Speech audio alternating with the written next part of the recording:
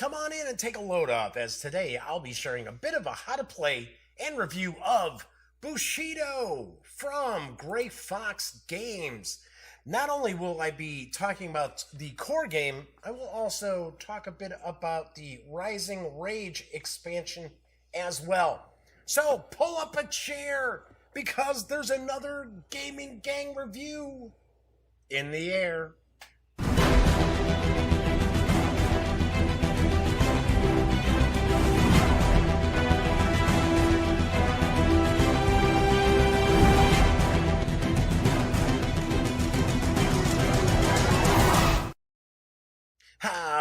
Howdy, gang. Yes, I'm Jeff McAleer.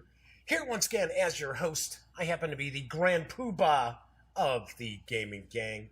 And as I mentioned, today I am going to be sharing a bit of a how to play and reviewing Bushido from Gray Fox Games.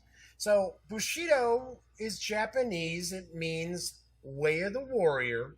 And interestingly enough, Bushido is a way of life. And every time I run across it in tabletop gaming terms, it doesn't translate that way, right? Bushido always means like samurai. So, which is fine. That's okay. And, you know, funny thing, I think of Bushido, I always think of the old Fantasy Games Unlimited role-playing game, which I want to say Bushido was probably the best release they ever did.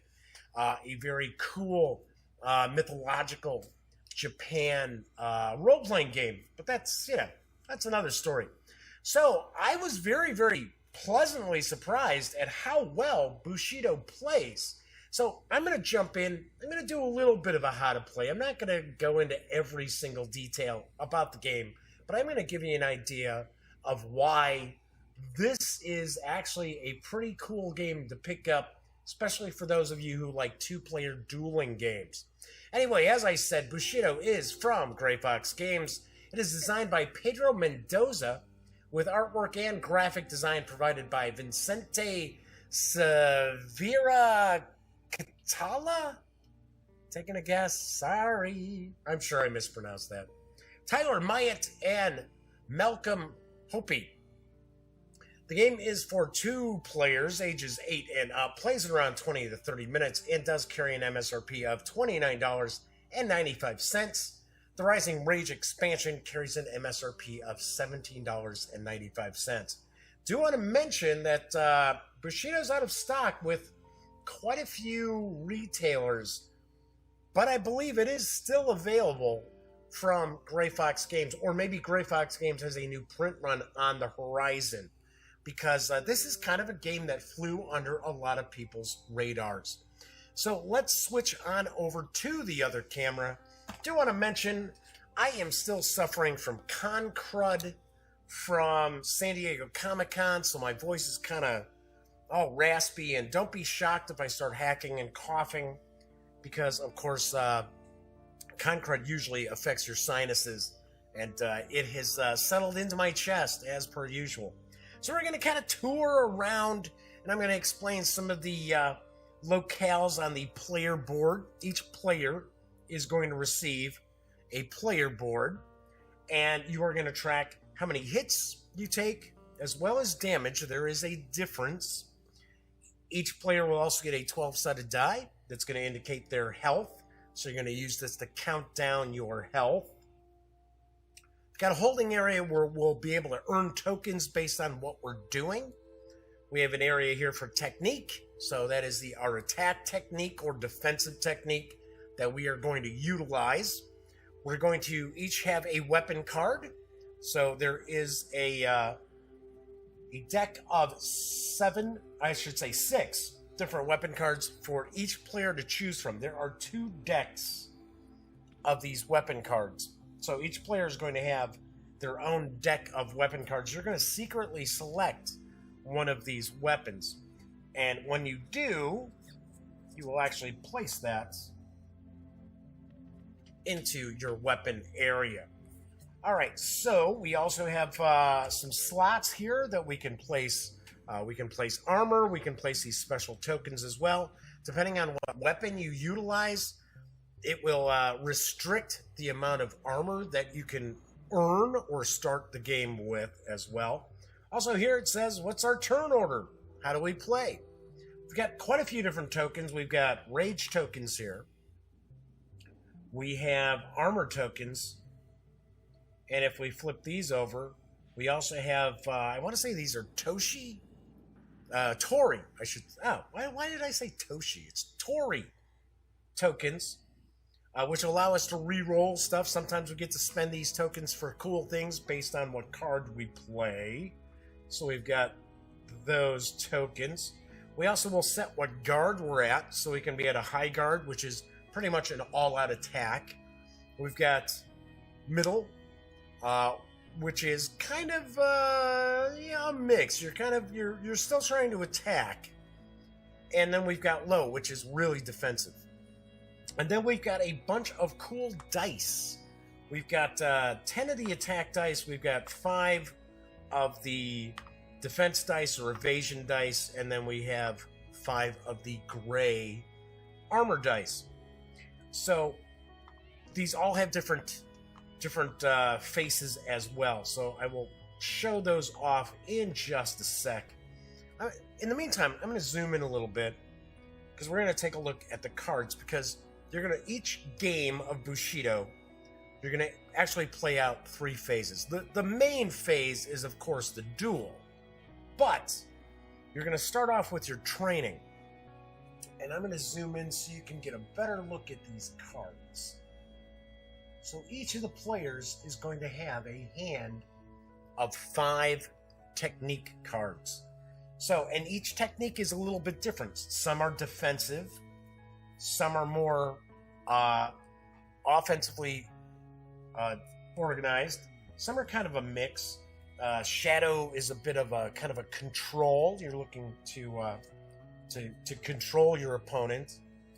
Then we also have this icon. This icon is basically it's schoolless. It is not a particular technique. So we have all these different techniques here, all these different cards here available to us. And what you're going to do to begin is you're actually going to begin the game by drafting techniques. So I will zoom back out a little. Well, now, first let me explain the cards before I start talking about the draft. So we're going to see what is this called, what the technique is called. It's going to show us what school it's from. And then it's going to tell us, okay, so what kind of dice do we get to roll? Depending on our guard, we are already going to have some dice we're going to get to roll. So if I'm in a high guard position, I know I'm going to get a couple of attack dice to roll. So if I play this technique, this is going to show me, okay, what other dice do I get? So playing a tortoise shell, I would get 2 gray, 2 armor that I'm also going to get to roll during my turn. And then usually we're going to have some special effect that technique is going to allow us. So as I mentioned before, this is more of a kind of a defensive school, whereas Lightning Strike is more along the lines of actual, like all-out attack. So right there, as we see, playing this technique, you would get 3 attack dice added to whatever your, your guard is. As I mentioned, I told you, this stuff is kind of settled into my lungs, so I apologize for the coughing. For those out there who are kind of wondering, geez, Jeff, maybe you should have waited a little bit to do the review. I've got so much stuff cooking, I got to get reviews out there, folks. So even if I'm a little under the weather, I still really need to get this out. So kind of give you an idea of some of these different cards here. I will point out that the artwork is not uniform. Some of the artwork's pretty cool. I definitely like that artwork. And then some of it's a little more anime-ish. Say, for an example like this, Strong Parry. Another interesting thing is the artwork on the box. I really don't think does the game justice, because The artwork here makes you think like, oh, okay, this is some sort of like anime influenced kind of game. Maybe it's just you're just chucking dice all over the place, no strategy to it, which is actually really, really far from the truth there. So, all right. Anyway, so I'm just giving it kind of an idea of how these cards are broken down. Let's zoom back out a touch, because what you're going to do is, when you're in your training phase of the game, you're going to have a draft. So you're going to shuffle these all up, because these techniques, each of the players are going to have to draw from. And you're only going to have a hand of 5 cards. So you're going to lay out 4 of these techniques, and each player will draft 1. So here we've got a pretty good mix. We've got absolutely, no school. We got Whirlwind Blade, we have Serpent Strike, and we have Enduring Strength, which does not allow you to strike. So, taking a look at this, say I'm the first player, I'd say, okay, you know what? I think I will take the Whirlwind Blade. So there you go. So I take the Whirlwind Blade. Then my opponent chooses a technique. Let's say they go with Enduring Strength. Maybe they want to make sure they've got some defensive cards here. These other 2 cards are going to be discarded, so they will not be available to draft. Then we're going to lay out 4 more cards. And now it becomes, because I got to draft first last time, now my opponent will draft. And let's say they go for a leg cut, because you get some bonuses when you discard matching schools in the middle of the duel. When you're in a duel, that's the main phase of Bushido. So that leaves me with these, and I think, oh well, I guess I could go with Fury's Charge. So right now, I'm already looking at this as, okay, so I'm more all-out attack than anything else. And once again, I'm just going to go through this here. You will notice that the schools, or I should say the techniques that don't have a school attached to them, there are multiple copies of these. Whereas with the techniques that do have a school, there's only one. So if, for an example, I take this Heated Thrust, because it's my turn to draft first, if I take the Heated Thrust, I know that my opponent will not have that card, will not have that technique. So let's say, there we go, let's do that. Zipping through this fairly quickly. Now would be my opponent's. And my opponent decides they want an attack card. And I think I will try to take this defensive card. So, that's 4. And this will fill out our techniques. So let's say, yeah, take that. Then they go with that. Okay. So there you go. There you have. There's the draft. That's how you're going to kind of put together your techniques.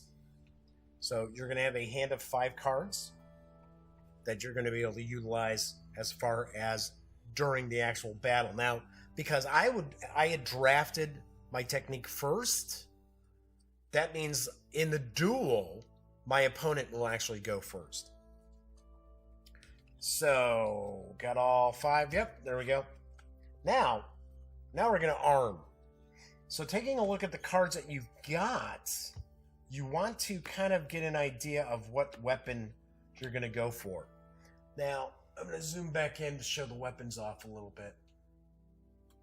Because you're going to see this, it's going to tell you what is the weapon. It's going to show you a token limit.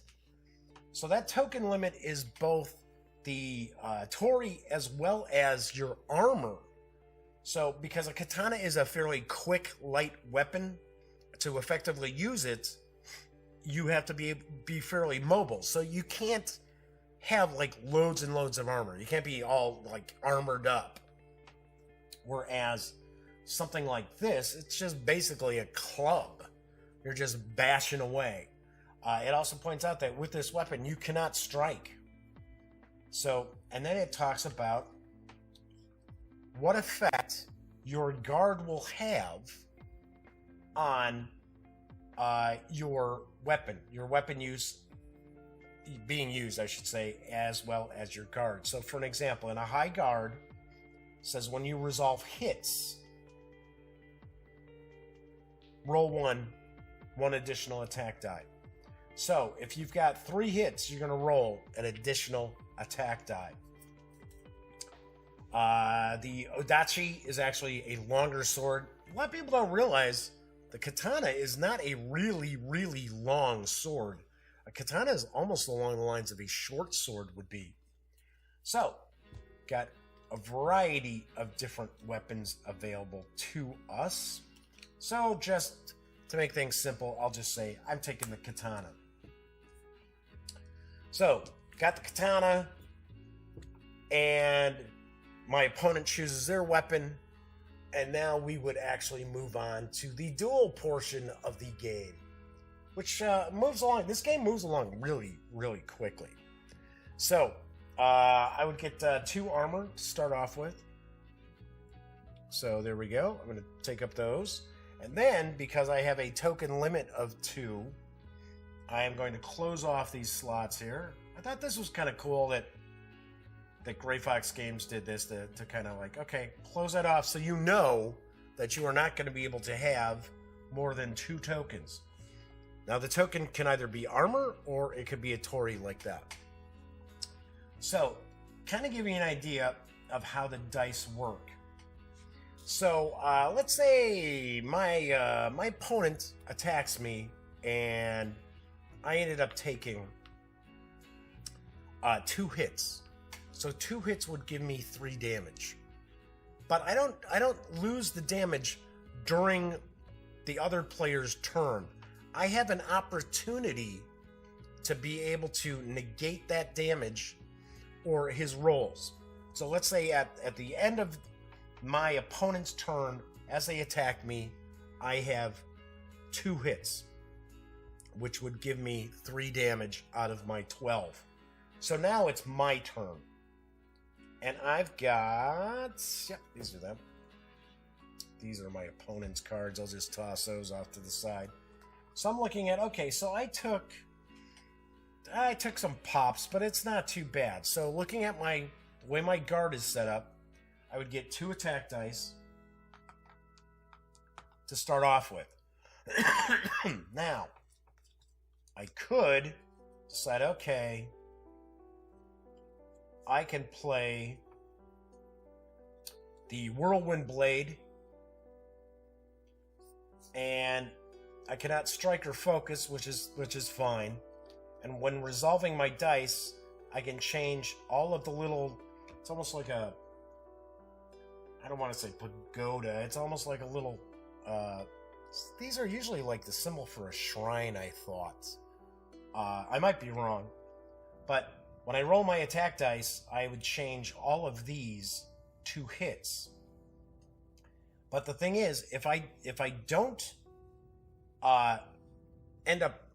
if I do this, I'm going to only roll attack dice. That's all I'm going to do. I'm going to make an all-out attack. I'm either going to have to spend my armor to get rid of these 2 hits here, or I'm going to have to take the damage. But let's say I'm kind of looking at being an all-out attacker anyway, so I will use my technique, and I will play the Whirlwind Blade, which gives me an additional 4 attack dice. So I'm going to roll my attack dice. Holy cow. Alright, so I've got 2 hits, 4 hits, I've got 5 hits. Pretty funny, I didn't roll anything but those 5 hits. So, and I get a blank. Now, when you resolve 3 hits or more, I get to roll 1 more attack die. Well, that came out blank. All right, so, and when resolving my dice, we did not get any of these little symbols, so I did not change it to a hit. But I just doled out 5 hits to my opponent, which, if you take a look here, you see there's a skull. That means that's death. I will kill them if they don't do something to prevent that damage on their next turn. Now remember, I've already got those 2 hits. So what I might decide I want to do as I'm resolving everything is I might say, yeah, you know what? I'm going to spend one of my armor tokens. I'm going to negate one of those hits.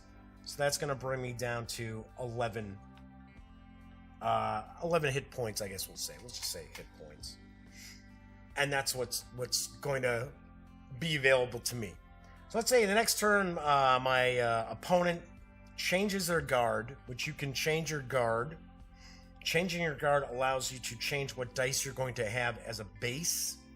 But when you change your guard, you don't actually get an opportunity to play a technique. Changing your guard gets your cards back from here. So as an example, if I've played through 4 of my technique cards and I only have one technique card left, I'm probably going to want to change my guard to allow me to get these cards back. Now by doing that, I'm only going to be able to roll a few little dice. I'm not going to be able to add anything to it unless something about my weapon is going to change things. As I mentioned before, so for an example, if I played the whirlwind blade, which I did in my first attack and I got those 5 hits, I could play another card which matches that same school. That will give me an extra attack die to roll. So a lot of times when you've got your opponent maybe on the ropes, it's good to burn off additional technique cards to add the additional dice. It's pretty cool how you can do that. Once again, though, once you go through your technique cards, you have to change your guard in order to get those technique cards back. Otherwise, you're just rolling these standard dice. You can earn rage tokens, just like so. Those are rage tokens. And as you get rage tokens, you can spend these in order to add an additional attack die. You can get the Tori. And the Tori allow you to re-roll any dice once you initially roll your dice, or some of the technique cards will say you can spend this to get some bonus. We get the armor tokens as well. So when you roll gray dice and get this symbol, that means you gain armor tokens. You can only use armor that you've got. So what'll happen is you've got a holding area here. So as you resolve your dice, you're going to find that you might have a few different things kind of build up here. You won't get them until the end of your turn. So you don't get to use what's in your holding area. So once you do that, say for an example, this is what we had. I would take the rage token, excuse me, put it here. Remember I have that limitation of the 2 tokens here? Well, I've got an armor and I've got a Tori. So I can either take the armor token or I can take the Tori token. I cannot take both because I have a limit. So I might say, well, you know what? I'd like to be able to re-roll some dice, or maybe I've got a card that has the ability to spend this to get something else. So for an example, like if you look at this card here, Furious Charge, whenever you play that, you get the 3 attack dice. You also gain the Tori, which goes to the holding area. It's important to remember when you're gaining this stuff, it goes to the holding area. When you're resolving things on your dice and you're getting rage tokens or you're getting Tori tokens, then you're actually putting everything into your holding area. So, the gray die. The gray die is more towards gaining armor and evasion. So, this little symbol where it's like a guy kind of like leaping out of the way or running will actually negate one hit. So, if you're playing more of a defensive style, you might be rolling, let's say, let's play the same exact thing, but let's say I had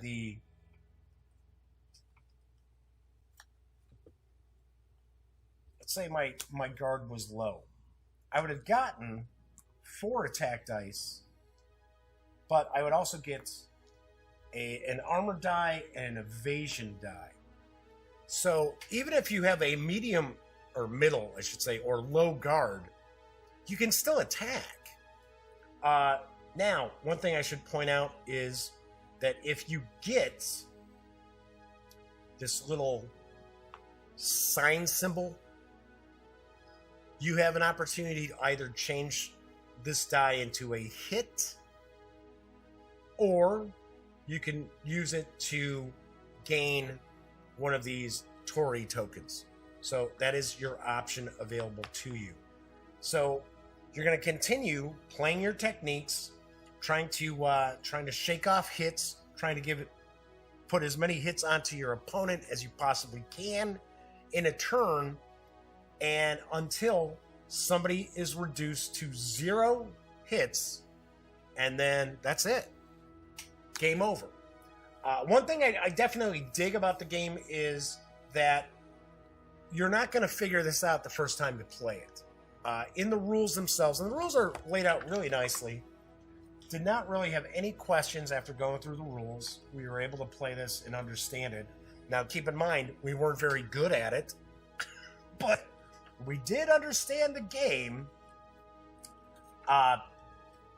It does have a section here where it talks about, okay, start off with these cards and these weapons, and it kind of helps give you an idea of getting started with the game.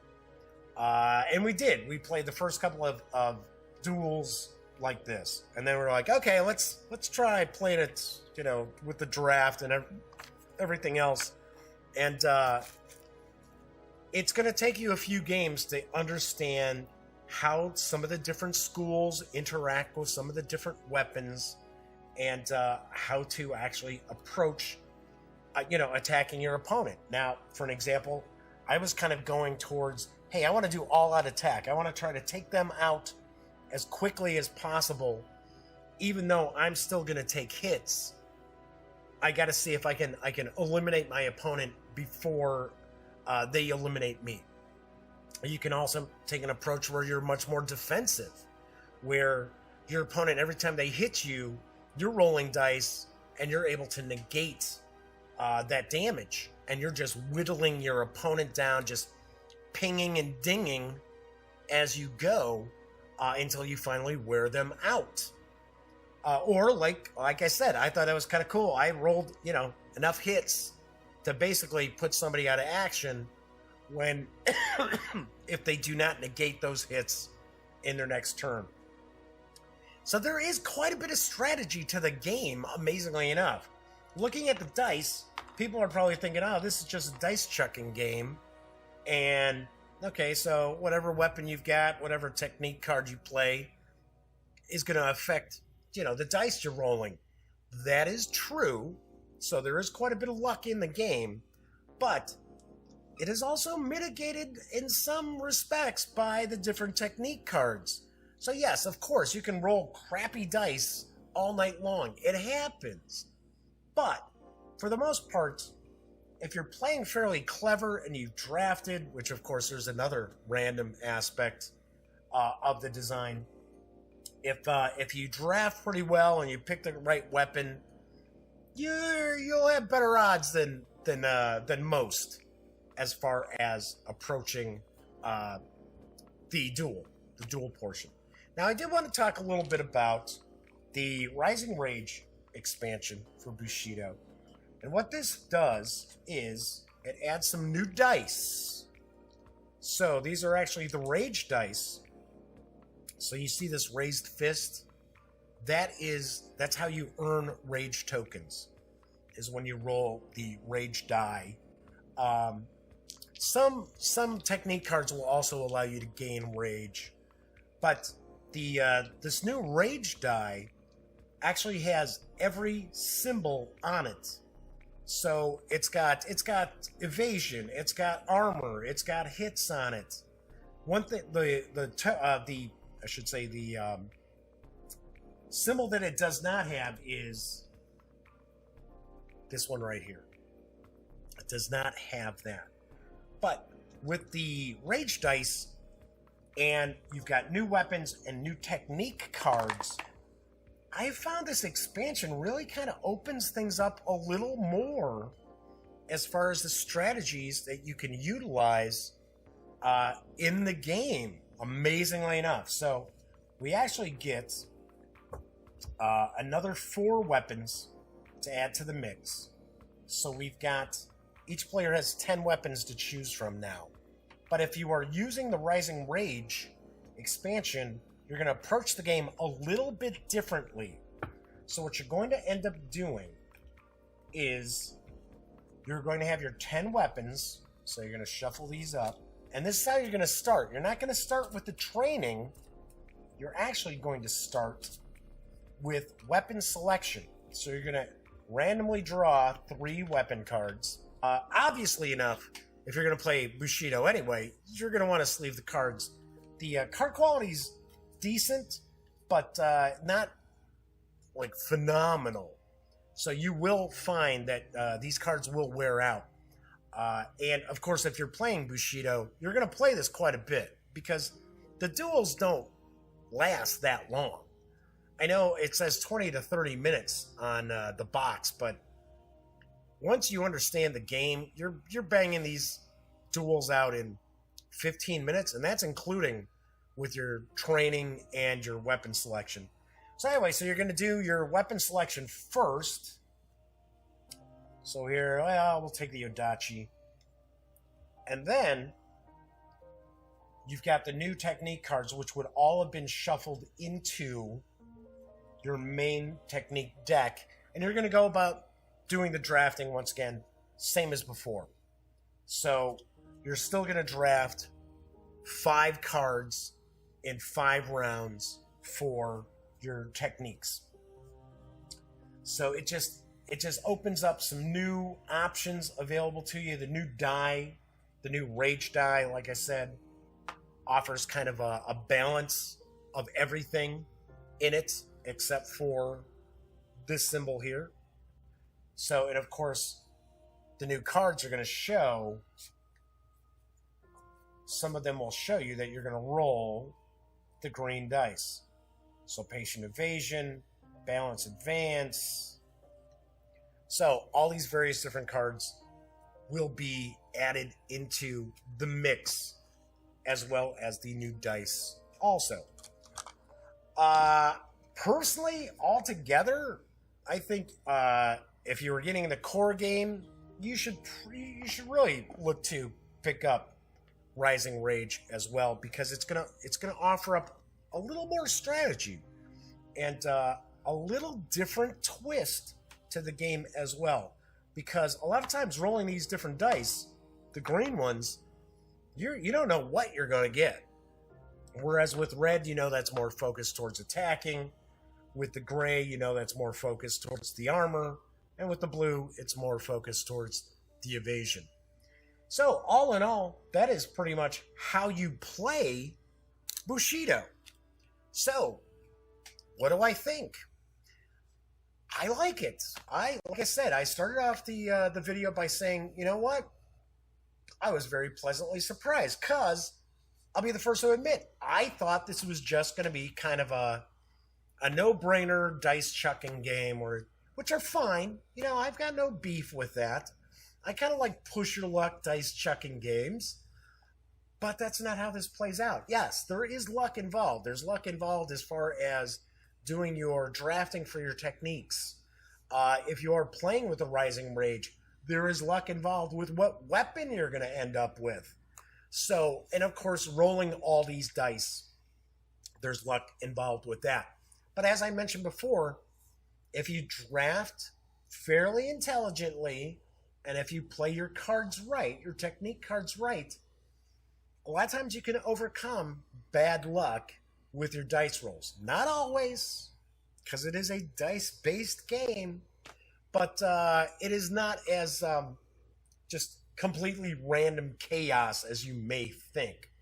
I have to say the component quality is really nice. The artwork's a little uneven. I like some of it more than I like other artwork, but that's not a huge deal either. So, if I were to just rate Bushido, if I were to give this a score on a scale from 1 to 10, I give it a very, very solid 8.4. That's definitely a recommendation. If you pick up the Rising Rage expansion as well, I actually boost this up another half point very, very easily to right about an 8.9. It's that good. It's got a nice price point too. It's not going to break your bank. And if you have 2 copies of the game, you can actually play 4-player games too. There are some variant rules in the rulebook for that as well. So all in all, really enjoyed Bushido as well as the Rising Rage expansion. So that's it for today. Don't forget to catch me live here on YouTube with the Daily Dope Monday through Friday at 7 p.m. Central. And as I like to say, when you're not watching videos on the Gaming Gang channel, be sure to visit thegaminggang.com for all the latest in gaming news, reviews, comics, movies, TV. By now you know the drill. Get your geek on at thegaminggang.com. And once again, I'm Jeff McAleer. I'll see you soon.